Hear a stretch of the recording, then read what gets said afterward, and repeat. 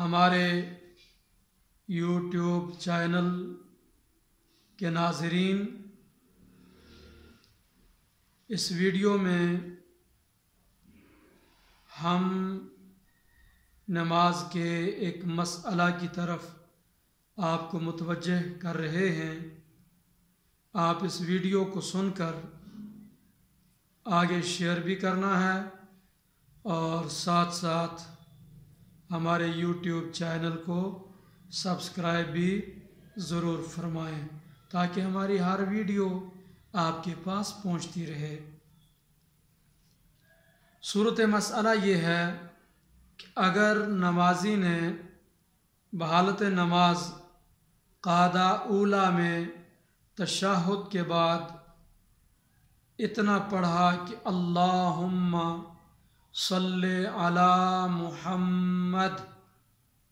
تو اس نمازی پر سجدہ سہو واجب ہے، اس وجہ سے نہیں کہ اس نے درود شریف پڑھا، بلکہ اس وجہ سے سجدہ سہو لازم ہے کہ تیسری رکعت کا قیام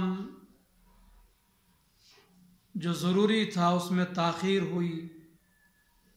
اور اگر اللہم صلی علی محمد اتحیات پڑھنے کے بعد اتنی دیر تک خاموش رہا، کچھ نہ پڑھا، پھر بھی سجدہ سہو واجب ہے، جیسے قعدہ، رکوع اور سجدہ میں قرآن مجید پڑھنے سے سجدہ سہو واجب ہے، حالانکہ قرآن مجید کلام الہی ہے، اس کے باوجود سجدہ سہو لازم ہے۔ تو ایسے ہی اگر درود پاک پڑھا تشہد کے بعد قعدہ اولیٰ میں تو سجدہ سہو لازم آئے گا۔ امام اعظم ابو حنیفہ رحمہ اللہ تعالی نے نبی کریم صلی اللہ تعالی علیہ وسلم کو خواب میں دیکھا، حضور کا دیدار نصیب ہوا، تو حضور نبی کریم صلی اللہ علیہ وسلم نے امام اعظم ابو حنیفہ رحمہ اللہ تعالی سے